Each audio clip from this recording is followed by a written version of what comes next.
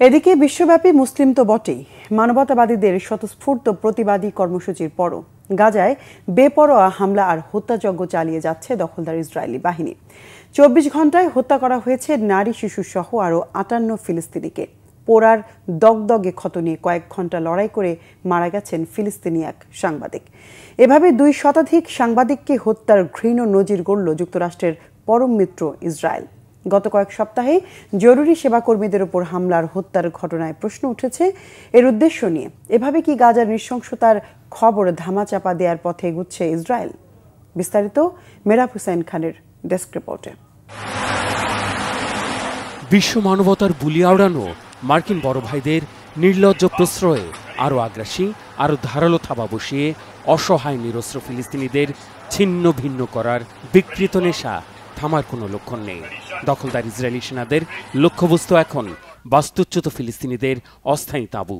কারণ মাথার উপর ছাদ বলতে আর কোনো স্থাপনাই অক্ষত রাখেনি ফিলিস্তিনিদের রক্তপিপাসু ইসরায়েলি সেনারা। গত মার্চে একতরফা যুদ্ধবিরতি ভঙ্গ করে গাজায় আবার হামলা শুরুর পর থেকে সাংবাদিক, ডাক্তার, নার্স, দমকলকর্মী সহ জরুরি সেবাকর্মীদের আর রেহাই নেই। অভিযোগ রয়েছে সজ্ঞানে হামলার লক্ষ্যবস্তু বানানো হচ্ছে তাদের। সোমবারের হামলায় আহত আরেক সাংবাদিকের প্রাণহানি সেদিকেই ইঙ্গিত করছে। এ নিয়ে গত প্রায় 1.5 বছরে 2 শতাধিক সাংবাদিককে হত্যা করল ইসরায়েল।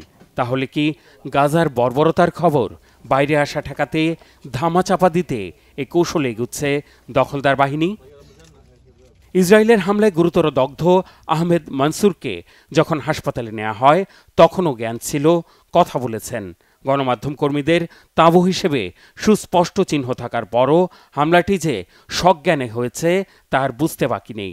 খান ইউনিসে নাসের হাসপাতালের পাশে গণমাধ্যম কর্মীদের তাঁবুতে হামলার ঘটনাস্থলেই নিহত হন আরও 2 সংবাদকর্মী, আহত হন 7 জন।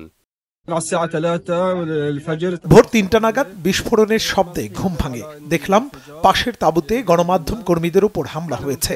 এসবের পরও বিশ্ববাসীকে সত্য জানানোর দায়িত্ব থেকে পিছু হটব না আমরা। গাজার দক্ষিণের শহর রাফায় হামলার তীব্রতা বাড়িয়েছে দখলদার সেনারা। গত 16 মাসে টনের টন বোমা ফেলে শহরটিকে মাটির সাথে মিশিয়ে ফেলার পরও মন ভরেনি দখলদারদের। মঙ্গলবার সকালে রাফার দির আল বালাহ আর তাল আস সুলতানে দফায় দফায় গোলাবর্ষণে ধোঁয়ার কুণ্ডুলি উঠতে দেখেছেন স্থানীয় সাংবাদিকরা। মূলত ওই 2 এলাকায় বাস্তুচ্যুত ফিলিস্তিনিদের লক্ষ্য করে হামলা চালানো হয়। এতে মঙ্গলবার দুপুর নাগাদ 24 ঘন্টায় হত্যার শিকার হয়েছেন নারী, শিশুসহ 50 জনের বেশি ফিলিস্তিনি। আশ্রয়ের তাঁবু তো বটেই, বোমা পড়েছে প্রায় ধসে পড়া স্কুল ভবনের আশ্রয় কেন্দ্রেও। স্কুলে খেলছিলাম, দোলনায় দুলছিলাম, ওই সময় বোমা পড়েছে, আমার হাত উড়ে গেছে। কোনো আশ্রয় কেন্দ্রে নিরাপত্তা নেই, না হাসপাতাল, না বাসা, না বাজার। তারা কিসের অপেক্ষায় আছে? তারা কি চায়? বাচ্চাদের এভাবে গুরুতর আহত আর পঙ্গু অবস্থায় দেখতে চায় না।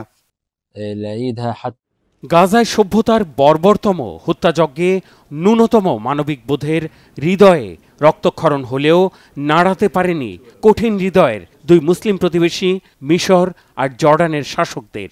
মঙ্গলবার খোশ মেজাজে স্বার্থ সংশ্লিষ্ট দিন দরবার করেছেন মিশর সফরে যাওয়া ফ্রান্সের প্রেসিডেন্ট ইমানুয়েল ম্যাখোর সাথে। জর্ডানের বাদশাহ আবদুল্লাহ আর মিশরের প্রেসিডেন্ট সিসির আলোচনার সূচিতে গাজার জায়গা হলেও ভবিষ্যৎ যে কতটা উজ্জ্বল তা গত 16 মাসে তাদের নাকের ডগায় অব্যাহত হত্যাযজ্ঞই জানান দিচ্ছে। Mehrab Hussain Khan, Bangla vision, news desk.